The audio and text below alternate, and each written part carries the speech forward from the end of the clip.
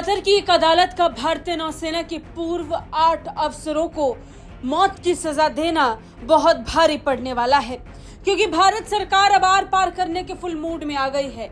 भारत हर वो कोशिश करने वाला है जिससे भारत के पूर्व नौसैनिक अधिकारियों को वापस लाया जा सके।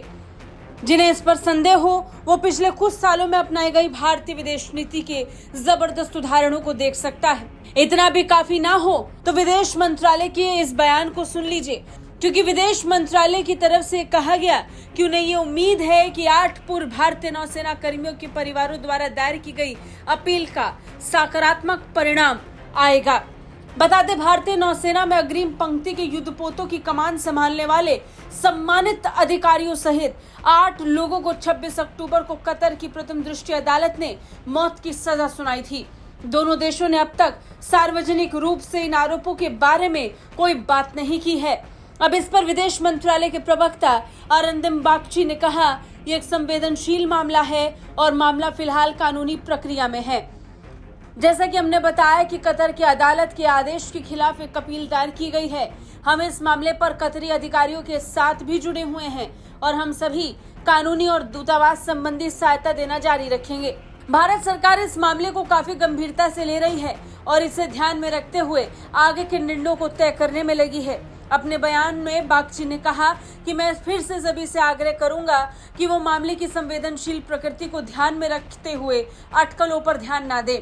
साथ ही इस तथ्य को भी ध्यान में रखें कि पूरी प्रक्रिया में फैसले को कतरी पक्ष द्वारा गोपनीय रखा गया है। दरअसल कतर के इस फैसले की कोई कॉपी अब तक भारत सरकार को सौंपी नहीं गई है। साथ ही कतर सरकार ने भी इस पर कोई औपचारिक बातचीत या बयान जारी नहीं किया।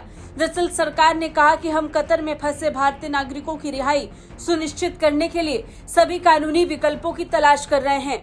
अब सरकार पूर्व अफसरों की रिहाई के लिए विभिन्न विकल्पों को तलाश रही है। इसमें फैसले के खिलाफ अपील दायर करना या दोषी कैदियों के स्थानांतरण के लिए 2015 में भारत और कतर द्वारा हस्ताक्षरित समझौते का उपयोग करना है, ताकि वो अपने गृह देश में अपनी सजा पूरी कर सकें।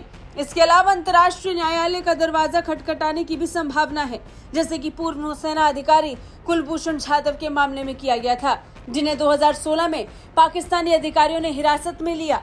बता दें, भारतीय नौसेना के पूर्व 8 अधिकारी ओमान स्थित Dehra engineering and security service की एक सहायक कंपनी में कर्मचारी थे, जो कतर के सशस्त्र बलों और सुरक्षा एजेंसियों को प्रशिक्षण और बाकी सेवाएं प्रदान करती थी।